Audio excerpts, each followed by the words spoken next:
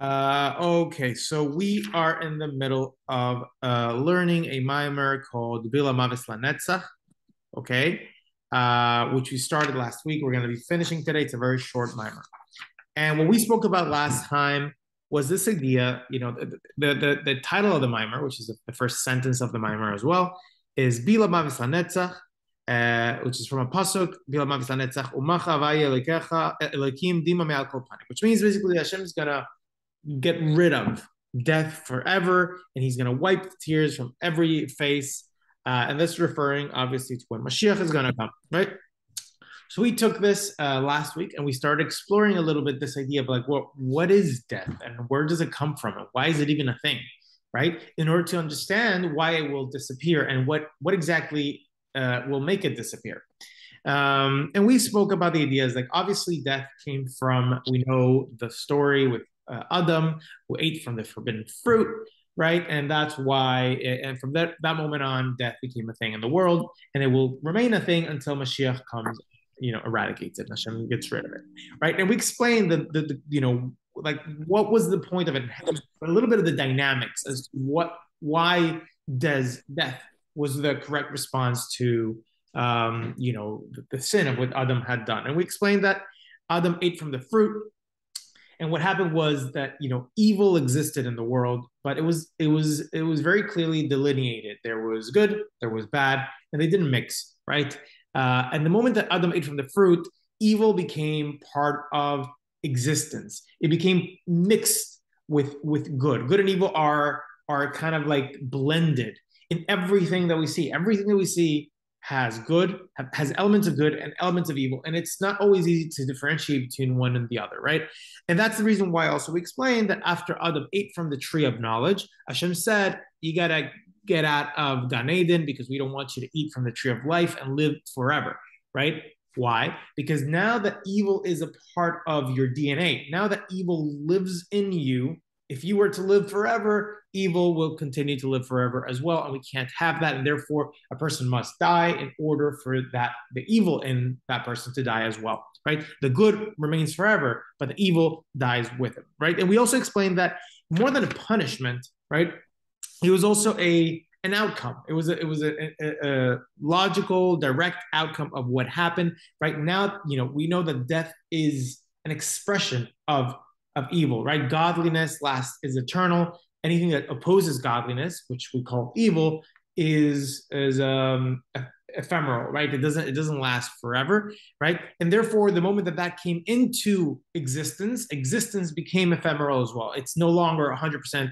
A person cannot no longer live forever because there is elements of that person that are not pure, they're not godly, and therefore they're not able to exist forever, and therefore a person must die.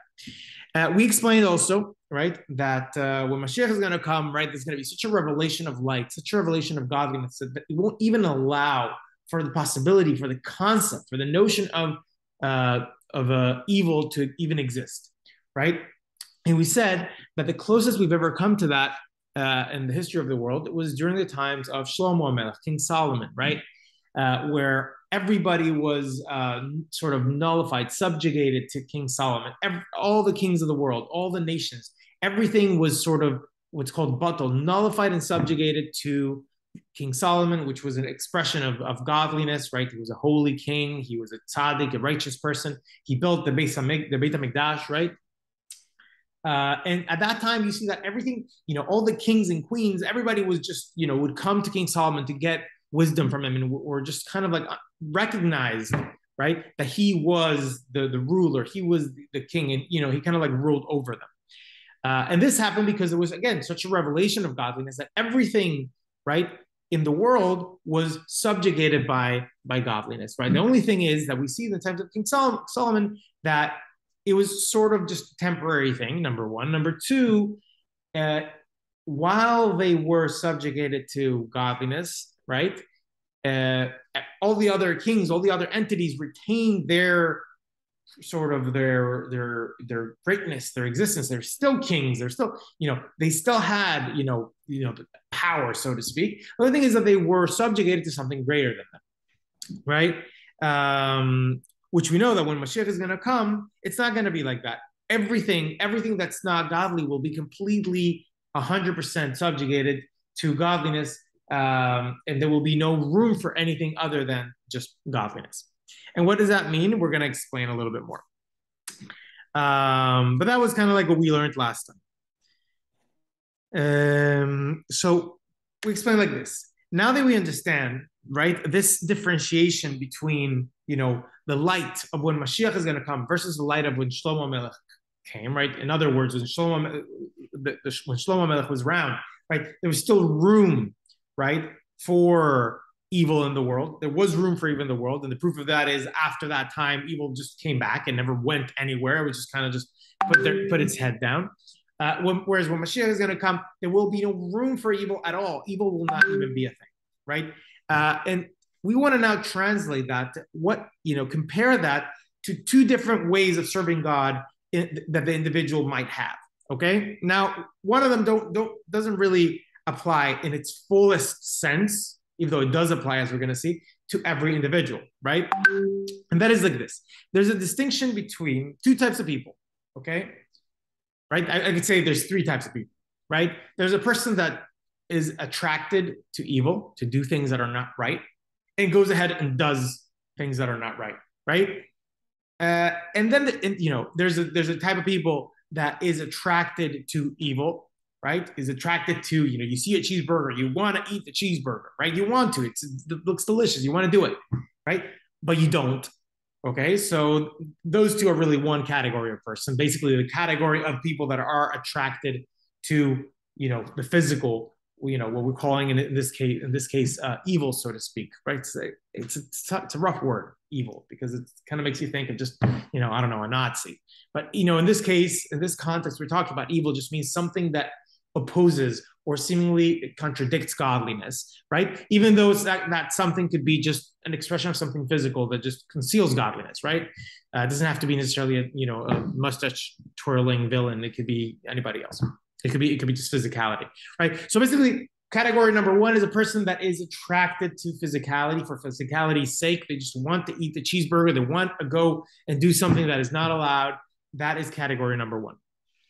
Category number two is a person that's completely repulsed, disgusted by the concept of something that goes against God, right?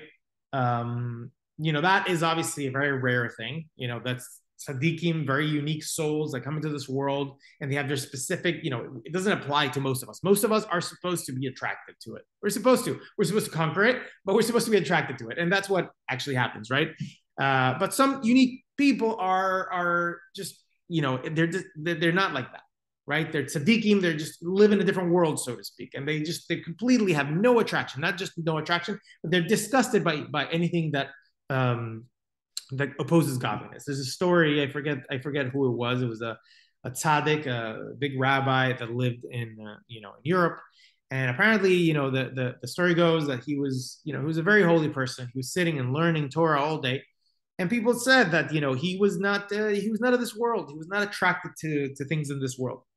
So this was the interesting story. There was this woman, right, who said, there's no way. He's, she was a very beautiful woman, probably, I'm not sure, probably a prostitute of some sort.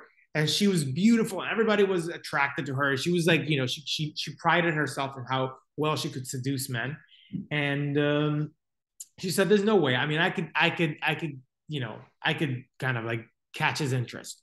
So one day, she dressed up really pretty and went over to this rabbi who was sitting. He was learning. He was looking at his book. He was learning. And then this woman comes over, dressed very seductive, and says something to him, to try to get his attention, right? And he looks up, and as he sees her, literally just throws up. That's the story. It's an interesting story, just because again, you'll have people that'll be like, oh, get away. That's not appropriate, whatever it is. But this person, his gut reaction, right, to seeing a beautiful, beautiful woman, right, was to literally throw up, because what she represented, the way she was dressed, what she represented was opposing God. She was there to try to drag him away from God. And that, his body reacted with literally disgust, throwing up. And that's obviously somebody very unique. Most of us would not react that way. The way that it would be expected to react is perhaps look away, say, hey, listen, I'm not interested. Thank you so much. But we're not expected to have this discussed. So there's these two types of people. The people that are attracted to physicality, to this world, to, sort of, something that opposes God, perhaps that is attractive to us in one way or another, and the people that are completely not like that. Okay, so these two types of avodah, these two types of serving God resemble the two lights that we spoke of, right? There is the person that is attracted to God, even though, and perhaps the person completely controls himself and he only does good things. His behavior is perfect, even though inside him, he does have somewhat of a connection and attraction to something that opposes God, right? That resembles the light of King Shlomo's time, King Solomon's time, right? Where, perhaps, the behavior of the world all was towards godliness. Everything was in a way perfect, right? But inside, right, it's still allowed. There was still room for evil. There was still room for non-godliness, right? In a similar way to the person that is attracted to something that is non-godly, not godly, right? Will be attracted to it, even though your behavior might be completely perfect and you've controlled yourself to that extent that you're indistinguishable from a tzaddik from the outside. Inside, there's still room for it.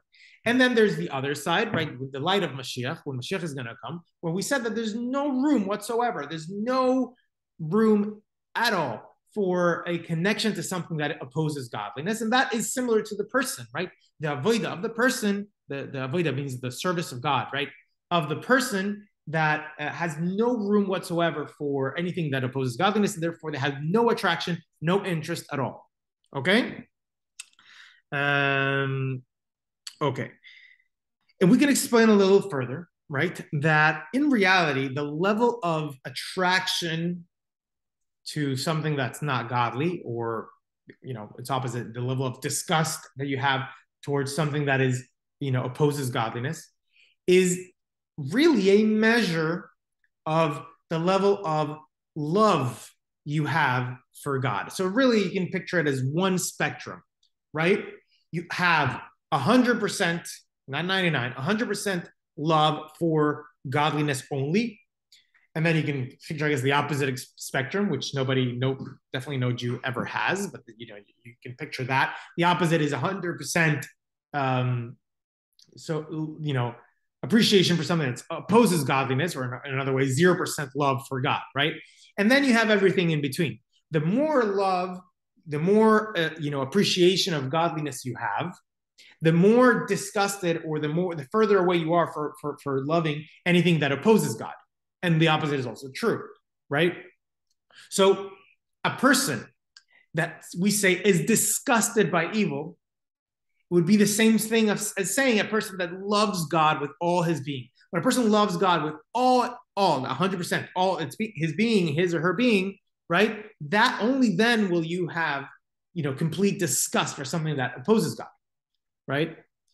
If a person loves God 99%, then that there's still that 1% that allows him to retain a connection, as little as it is, even 1%, right? But as little as it is, you still retain a connection to something other than God. And therefore, there is room for appreciation, for desire, for things that are not godly, right?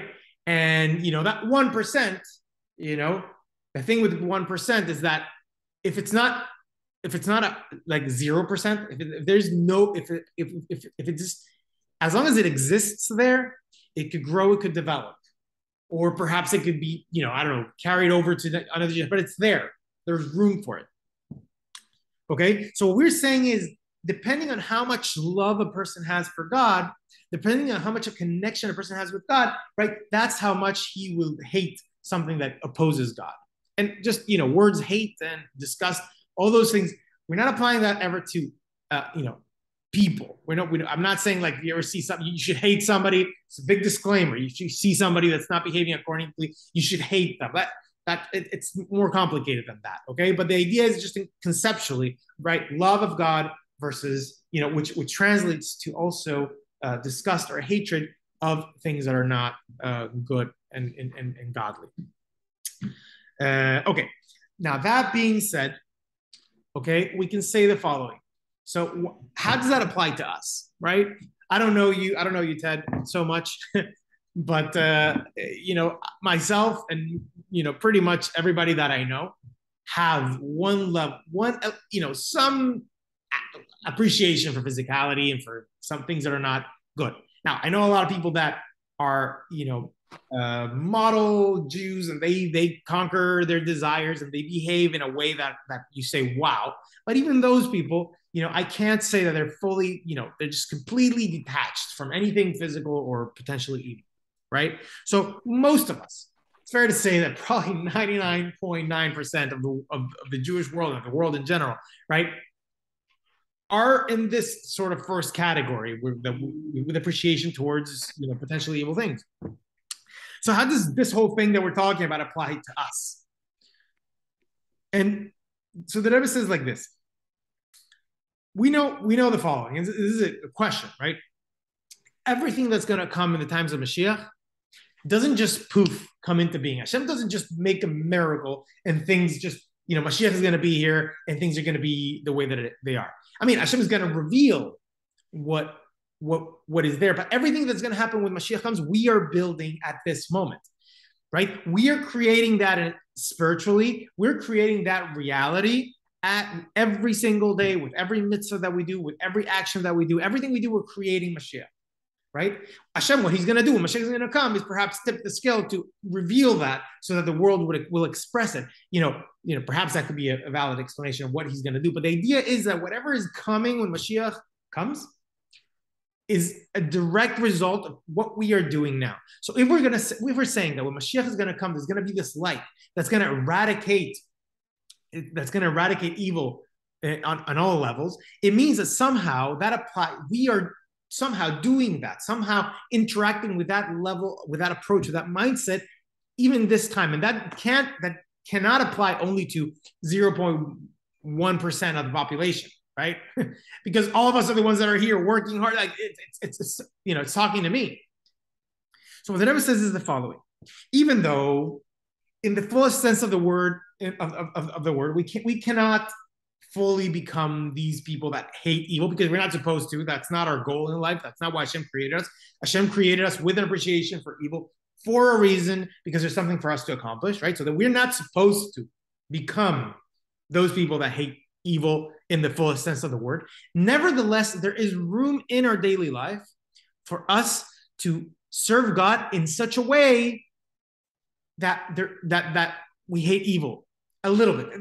That work exists in our daily life. And how? So what the Rebbe says is like this. He says that when a person is serving Hashem, at some point in their day, let me just 1 second.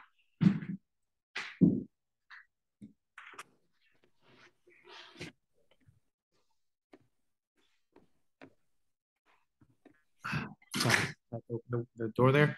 So it means, it means that at a certain point throughout our day, throughout our life, whether it is at the times that we're davening, whether it is at the times that we are learning Torah, maybe it's the times that we're doing a specific mitzvah that we really, really connect to, we need to try to, at least in one part of our day, to try to connect to this idea where at that moment, maybe when we're saying Shema, maybe when we are putting on tefillin, whatever it is, at that moment, we need to try to connect to God with everything. Everything means 100%, right? That's good.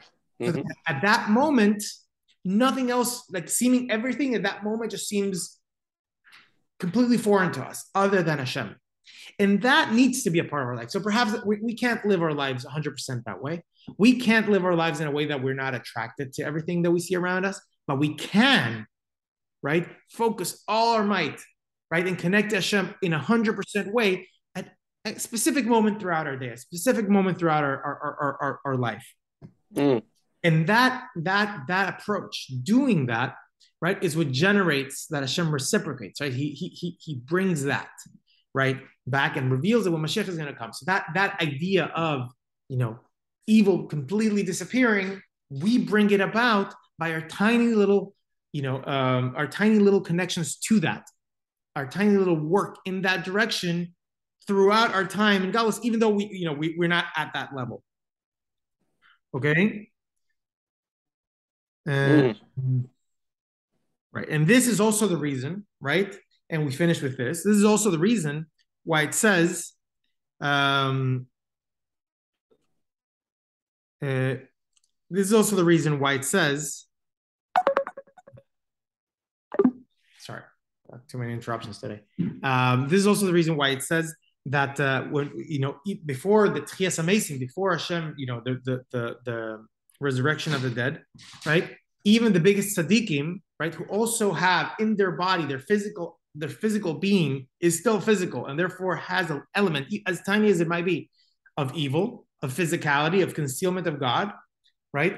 Even the biggest tzaddikim, who after they pass away, their bodies can remain intact in the ground for hundreds and thousands of years, right? Mm. Even them, before they resurrect, it says that their body will become dust. It'll decompose, and then it'll be reformed because within them, within their physicality, there still lies an element of evil, right? Which needs to be, there's a reason why they came to this world too, to elevate that physicality, right? And through that, they're going to be reformed and they'll come back to life. And, one more thing is that this is all not just a side thing that happened, but rather, when Mashiach is going to come, you'll see that the physicality that we worked on throughout our time in exile, that we refined, that we elevated, right? Actually, what it accomplishes is that the physical body, right, that this body that needed to had the evil, and because of that had to fight evil and had to be elevated, right? That body will actually be higher, be holier than the soul. To the extent that when Mashiach is going to come, our soul and our body, the dynamics are going to be different. Right now, our soul gives to our body and our body receives. When Mashiach is going to come, because our body was elevated to such a degree, right? Our body will attain a higher level, and the soul will actually be receiving from the body. And this is something to which is really groundbreaking, I think. So anyway, that's our mimer. We finished the mimer. You came today, Ted. Oh, great! I really enjoyed it. Yeah, well, Rabbi Conrad. thank you, thank you. We'll Thank you. Well, awesome. yeah. So we'll continue. We'll continue next week. We'll start another mimer on the month of Elul. Okay. Looking forward to it. Okay. Awesome. Thank you. Then May you have a blessed Shabbos. you too. Thank you.